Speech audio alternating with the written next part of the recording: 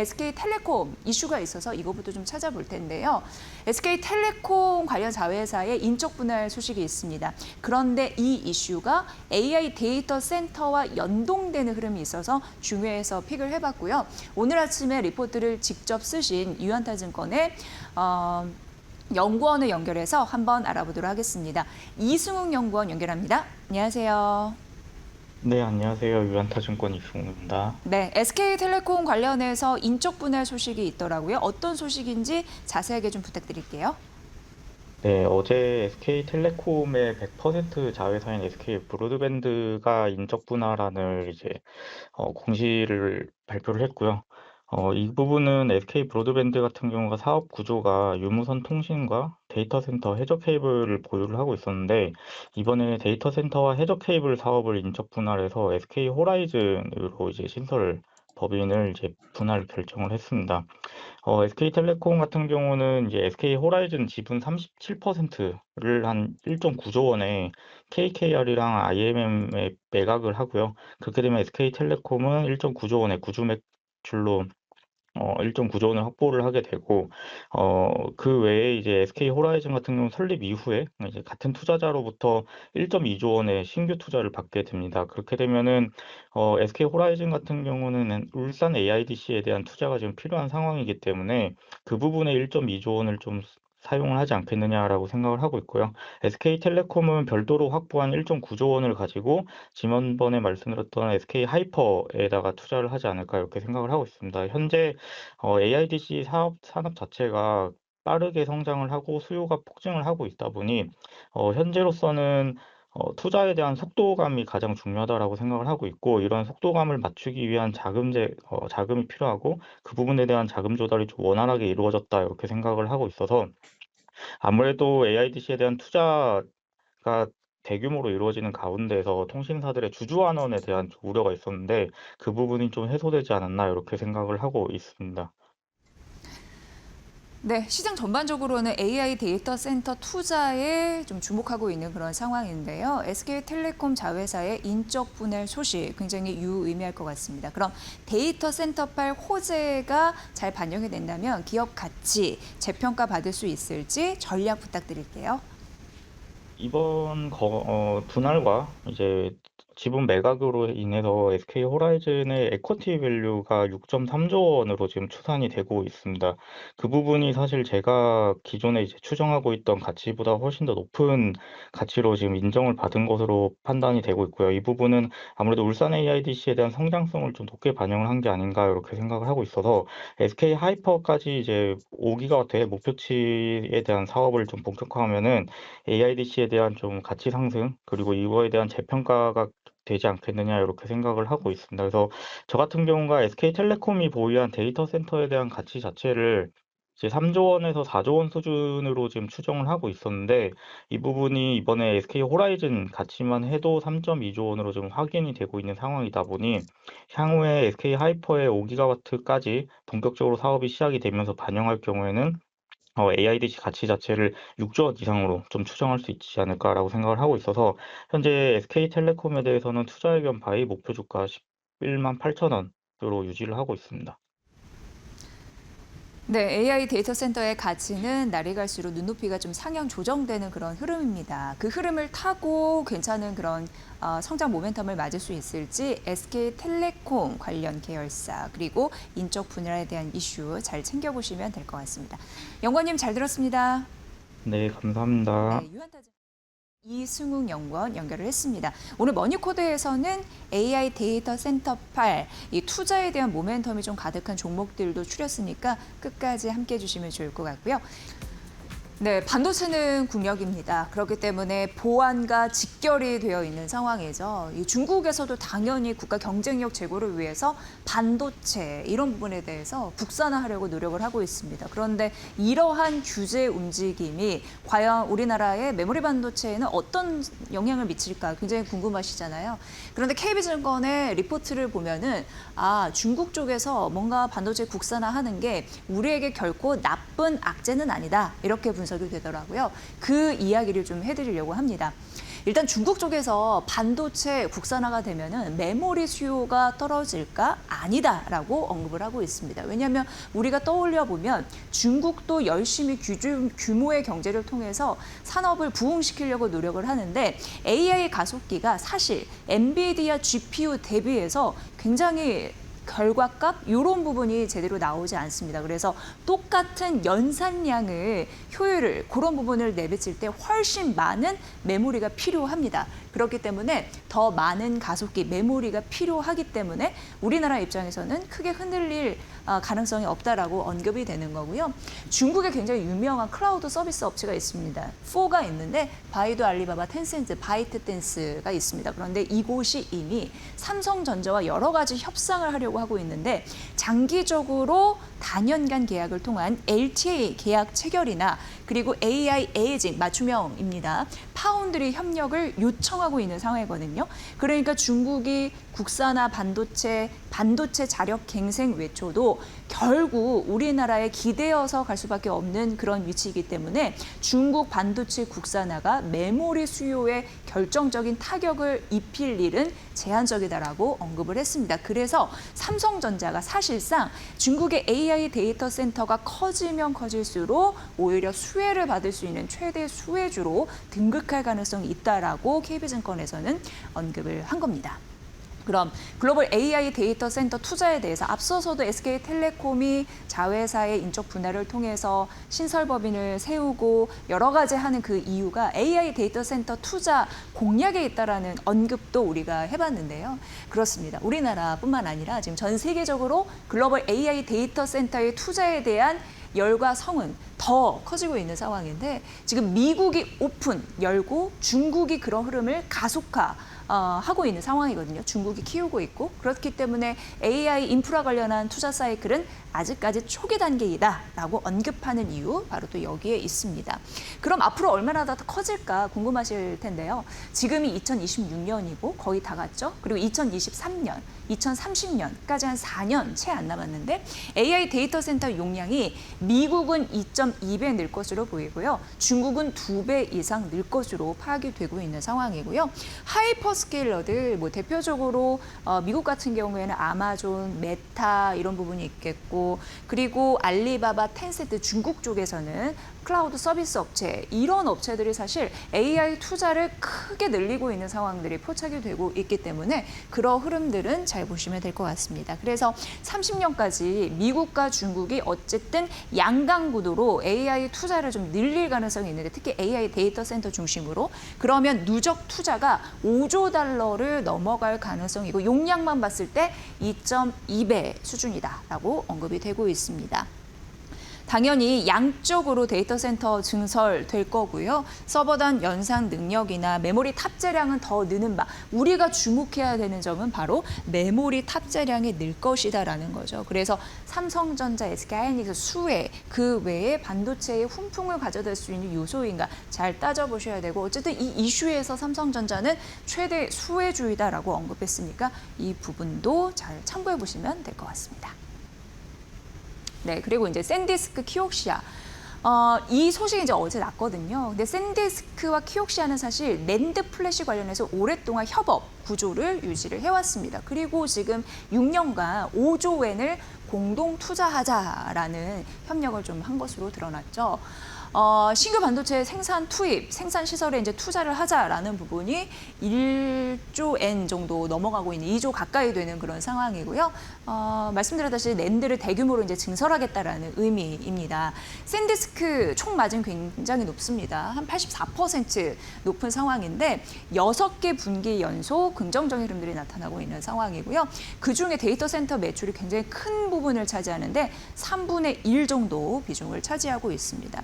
그러니까 낸드로 먹고 산다라고 봐도 크게 틀리지 않는데 낸드로 먹고 사는데 낸드 가격이 오를 것으로 예상이 되거든요. 그러니까 낸드 이런 부분에 대한 공장을 증설해서 제품 가격이 오를 거니까 그걸 투자하면은 조금 더 실적, 더 많이 돈을 벌지 않을까 이런 계산이 깔려 있다라는 겁니다. 그래서 캐펙스, 생산 투자 이런 부분도 늘리려고 하고 그러니까 샌디스크와 키옥시아가 서로 손을 잡는 흐름들도 이쪽에서 나타나고 있다라는 거고요. 차세대 그런 제품 같은 경우도 램프업 지원을 하고 있는 그런 상황인데 이런 부분으로 봤을 때 키옥시와 샌디스크는 결과적으로 낸드는 업사이클 될 거고 그걸 위해서 함께 투자를 하고 있는 친구구나 이렇게 생각하시면 될 것 같습니다. 그런데 여기서 좀 생각해 볼 점은 있습니다. 왜냐하면 대규모 증설이 과연 산업이나 그걸 하는 기업에 좋은 점을 가져다 줄까라는 생각을 하셔야 됩니다. 그래서 항상 시장에서는 수요와 공급 이 싸움인데 우리나라 메모리 반도체 같은 경우에도 계속 조정의 빌미가 공급 과잉 이슈 혹은 투자해서 과연 청구서가 날라올 수 있을 때 그거를 잘 넘길 수 있을까, 실적을 제대로 낼 수 있을까, 돈을 벌 수 있을까 이 싸움이라고 말씀드린 바가 많은데 그러한 이슈에 있는 겁니다. 그러니까 대규모 증설을 일단 한다고 쳤을 때 업황이 좋으면요 점유율이 올라가면서 긍정적인 선순환 효과를 가져다 줍니다. 그런데 문제는 가격이 만에 하나 떨어지면 고정비 부담이 더 커지거든요. 그러니까 실적이 우상향하는데 분명히 브레이크가 걸릴 가능성이 높습니다. 대신증권에서는 샌디스크, 키옥시아 이런 부분이 사실 낸드 플래시 그리고 반도체 업황 그리고 이게 어떻게 보면은 경쟁사이기 때문에 우리 메모리 반도체나 여러 가지 반도체 시황 이런 부분에서도 면밀하게 좀 관심을 가져야 될 그런 이슈인데요. 일단 대신증권에서는 이게 장기간의 계약 소식에 크게 지나지 않는다라고 하면서 주가에 미칠 영향은 그래도 단기적으로 제한적이다라고 얘기를 했습니다. 그래서 앞으로 우리가 이 이슈를 볼 때 감가상각비에 대한 부담 그리고 실제 정말 공급량이 이렇게 터지는지 공급량이 굉장히 많아지면 과잉 공급으로 갈 가능성이 있고 가격이 떨어질 가능성이 있거든요. 그 우려가 실제 일어나는지 면밀히 주시할 필요가 있다라고 언급했으니까 대신증권의 의미 있는 리포트 오늘 아침에 나왔거든요. 참고해 보시면 될 것 같습니다.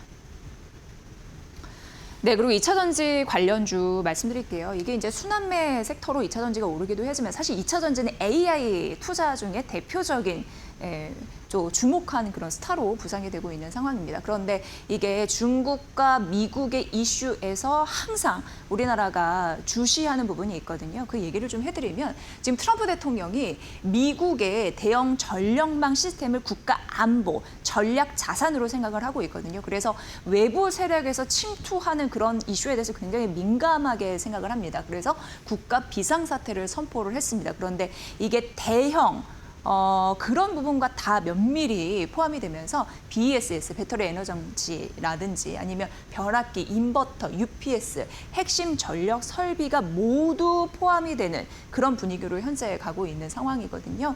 그러니까 트럼프 대통령이 외부 적이라고 규정한 그런 나라에서 쓰는 변압기, 발전기, 차단기 이런 부분 같은 경우에는 이제 설치한 것을 없애야 되고 앞으로 향후 수입도 좀 금지될 것 같고 사용도 좀 어려운 그런 상태가 됩니다. 그런데 AI 데이터 센터 살리기 위해서는 BESS라고 해서 에너지, 특히 이제 배터리 에너지 장치가 굉장히 중요한 핫스타로 부각이 되고 있는 상황인데 그렇다 보니까 중국 거 덜어내고 BESS 수요나 중전기, 발전기 이런 부분 빨리 교체를 해야 되는데 그 수요가 크게 늘 수 있다라는 데에 한국투자증권은 주목을 했습니다. 그러니까 여러분 아시다시피 이제 AI 전력 공급망에서 중국을 배제하게 됩니다. 그럼 데이터 센터용 배터리 에너지 장치나 비중국산 어떻게 보면은 우리나라, 일본, EU와 친하죠. 그런 흐름들이 있는데 비중국산 전환이 좀 가속화되지 않을까 이렇게 예상이 되고 있는 상황이고 대표적으로 우리나라가 잘하니까 그런 부분 좀 참고해 보시고요. 상반기 BES 수요가 71% 급성장했거든요. 근데 앞으로 이런 행정명령도 있고 앞으로 AI 투자가 가속화되면서 에너지 저장 장치에 대한 수요는 더 가파르게 오를 가능성은 있습니다. 그래서 전기차 배터리 수준에 봤을 때 벌써 BES가 75% 좀 따라잡았거든요. 그리고 내년은 드디어 수요가 역전될 가능성이 있습니다. 그러니까 전기차보다 훨씬 BESS 수요가 더 올라갈 가능성이 있다는 거고요. 결국 미국 데이터 센터 핵심 인프라로 부상할 가능성이 굉장히 커졌다라고 언급이 되고 있습니다. 그렇다면 북미 ESS 시장에서 우리나라가 차지하는 시장 점유율은 어느 정도일까 보니까 20% 정도입니다. 그런데 우리나라가 더 유의미한 실적을 낼 수 있는 가능성은 협상력 있고요, 가동률 있고요, 수익성 이런 측면에서 긍정적인 포인트를 찾을 수 있다고 합니다. 그래서 대표적으로 2차 전지는 매번 강조해드리지만 LG 에너지 솔루션이나 삼성, SDI 셀 업체들이 가장 요즘에 부각을 받고 있는 것 같더라고요. 그래서 중국산이 이제 미국 전력망에서 사라질 텐데 그와 관련해서 K 반도체, K 2차 전지주 그 중에서는 LG 엔솔과 삼성 SDI가 최선호주다라는 입장 이런 부분이 유지되고 있으니까 참고해 보시죠. 그리고 이제 LNF 보도록 하겠습니다. 메리츠 증권에서 LNF를 잘 분석을 했는데 우상향 패턴이 가능하다라고 하면서 목표주가 21만 원을 유지를 했습니다. 여기서 사실 단기적으로 좀 노이즈가 꼈어요. 그래서 주가가 떨어지는 흐름들이 있었거든요. 그게 뭐냐면 경쟁사에 대한 부담감 때문이었습니다. 대표적으로 경쟁사에서 이제 T사, 이게 테슬라 쪽이겠죠. 납품 규모 이런 부분에 대해서 그리고 그런 부분을 좀 하다 보니까 경쟁사가 이쪽으로 고객사, 그러니까 LNF의 고객사 쪽으로 이제 침투하다 보니까 시장 점유율을 좀 잃지 않을까라는 노이즈였거든요. 그러나 큰 문제는 없다라고 얘기를 하고 있습니다. 메리츠 증권에서는. 왜냐하면 LNF의 하이니켈 양극재 출하량은 오히려 늘 가능성이 있다라고 보여지거든요.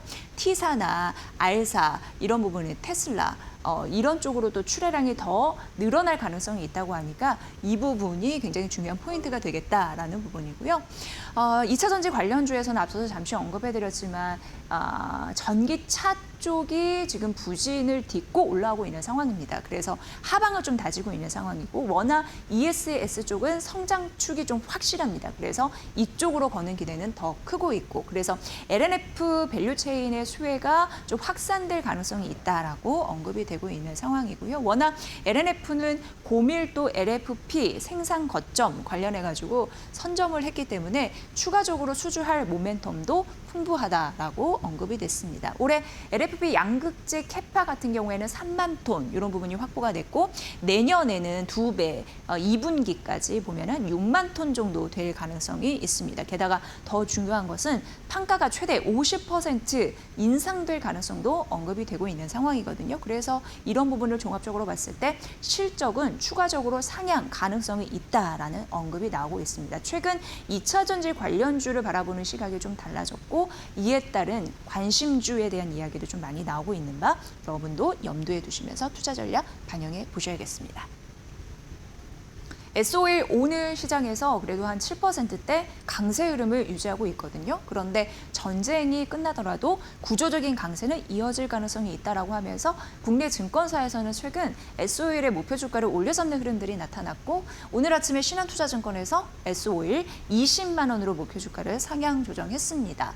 물론 전쟁에 대한 분위기가 좀 좋아지면 정제 마진이나 유가가 단기간에는 조정을 받을 가능성은 있습니다. 그러나 원유 조달은 뭐 회복이 그래도 상대적으로 빨리 되겠지만 정제 설비를 복구하거나 재고를 확충하는 데는 사실상 더 긴 시간이 필요하다라는 데에 주안점을 두더라고요. 그래서 하반기 그리고 내년까지 봤을 때 복합 정제 마진을 기대할 수 있다라고 언급을 했고 그런 부분이 사실 전쟁 이전보다도 비교해 봤을 때 상회할 가능성은 있어서 수익성 이런 부분을 좀 긍정적으로 바라봤습니다. 그리고 S5일은 원유 조달에 대한 부분도 있지만 사우디 원유 가격이 좀 떨어지면서 수혜를 입을 수 있는 그 동시에 모멘텀이 있거든요. 그런데 그 두 가지 수혜를 동시에 입을 수 있는 직접적인 수혜주다라고 언급을 했습니다. 아람코 계열의 원유 조달과 원유 가격 이런 부분이 떨어지면서 수혜를 입을 수 있다라는 부분인데 그래서 하반기 영업이익 전반 괜찮거든요. 정유가 1조 7천억 원 그리고 윤활유 쪽이 1조 원 정도 될 가능성 있습니다. 내년은 좀 감익될 예정인데요. 그런데 이것에 대한 두려움을 갖고 계신 분들도 계시겠지만 신한투자증권에서는 업황 자체가 흔들리는 게 아니라 너무 전년은 1년 전이 잘했다라는 거예요. 그래서 기저 정상화 효과이다라고 보시면 크게 틀리지 않다라고 언급을 하고 있는 상황이고요. 샤인 프로젝트 가동 모멘텀 일단 있고, 그리고 캐펙스 이런 부분에 대한 부분도 염두에 두면서 잉여 현금 흐름이 한 3조 이상 되더라고요. 이런 흐름들이 결국 또 주주 환원 정책으로 이어질 가능성이 있어서 이 주주들을 만족시킬 가능성도 있다라고 언급이 됐습니다. 그러니까 SO일은 전쟁이 완화되더라도 구조적인 강세가 이어질 가능성이 있다라고 하면서 목표 주가를 올린 거겠죠. 이 서사도 잘 참고해 보세요. 네, 금 사야 될까라는 얘기, 이거는 어떻게 보면 이제 금리 이런 부분과 좀 연결돼서 최근 또 슬금슬금 얘기가 나오고 있는 상황입니다. 금이 사실 이제 여름에 조정을 받은 이후에 최근 한 주 동안 좀 그래도 반등폭이 있었고 올라가는 모습을 보여주고 있는 상황인데요. 두 번에 올라갈 수 있는 포인트가 딱딱 있었거든요. 그걸 좀 짚어보면은 이제 페드 기준금리에 대한 인상 기대감이 떨어지면서 그러한 흐름들이 있었습니다. 다만 미국 쪽에서 장기 국채 금리 최근 시장에 발목을 잡는 것은 사실 그거잖아요. 그래서 잭슨 홀 미팅 우리가 대기를 하고 있지만 여기에서 케빈 워시 연준 의장이 어떤 발언을 할지 금리와 연결되기 때문에 우리가 그것을 보는 겁니다. 그런데 미국 장기 국채 금리가 계속적으로 올라가다 보니까 이게 사실 시장을 좀 누르면서 금 가격도 상승폭을 좀 제한한 흐름들은 있었습니다. 하지만 다시금 튀는 두 번째 자리가 있었는데 그게 바로 미국 재무부 쪽에서 바이백하겠다라는 2배로 올리겠다라는 부분이 있었습니다. 그러니까 이거는 미국 국채를 다시금 우리가 사겠다라는 의지였었잖아요. 그러면서 사실 30년물 국채 금리가 떨어졌었습니다. 떨어지니까 금값은 2차 상승을 보였거든요. 그런 흐름들이 있었는데 결과적으로 하나증권에서는 하반기 자산은 금 포트폴리오에 있어도 괜찮다라는 얘기를 했습니다. 왜냐하면 금은 어쨌든 어부지리로 올라갈 가능성이 있기 때문에라고 언급을 했습니다. 지금 현재 보면은 고금리 환경이 좀 변하지 않을까라는 부분을 많은 투자자분들이 언급을 하고 있는 상황인데요. 결과적으로 정책 당국이 국채금리, 장기 국채금리를 포함해서 이게 결코 계속 올라가는 것을 용인하지 않을 가능성이 있다라고 언급을 했습니다. 물론 장기 국채금리는 지속적으로 높은 수준을 유지할 가능성은 있어도 이게 한없이 올라가게 만들지는 않을 것이다. 왜냐하면 정책 당국자들 같은 경우에는 빚부담, 이게 미국 쪽에서도 엄청난 나라빚이 있는데 그것을 감당할 만한 수준이 안 됩니다. 그렇기 때문에 이런 부분에서도 일시적인 감익 효과를 좀 상쇄하는 효과를 얻어야 하기 때문에 이런 부분은 신경 쓸 것이다. 금리 안정에 대한 필요성이 더 커지기 때문에 중간 선거도 앞두고 있죠. 그렇기 때문에 이 문제를 신경 안 쓸 수 없다라고 언급을 했습니다. 그리고 AI 투자는 예전에는 주식에 머물렀다면 이제는 전방위적으로 포트가 확대되고 있는 상황인데 회사채, 사모신용, 인프라 전반적으로 확대가 되고 있거든요. 그래서 금 자산 같은 경우에는 앞으로 투자하실 때 인플레 해지에 대한 그런 부분도 있지만 그걸 넘어서 하반기 포트를 좀 다각화하는데 핵심 자산으로 역할을 할 가능성, 어부지리라는 부분에서 좀 포인트가 있지 않을까 싶은데요. 이런 부분으로 드라마틱한 변화는 아니더라도 일정 부분 올라갈 가능성이 있다라고 하니까 최근 원자재, 귀금속 이쪽으로 관심이 좀 쏠리고 있는 상황이잖아요. 금에 대한 자산도 관심을 가지시면서 면밀히 포인트 찾아보시면 좋을 것 같습니다. 금을 사야 할까, 조금 더 매수해야 될까 하시는 분들에게 일정 부분 좀 힌트가 됐으면 좋겠습니다. 오늘 이 자산까지 만나봤습니다.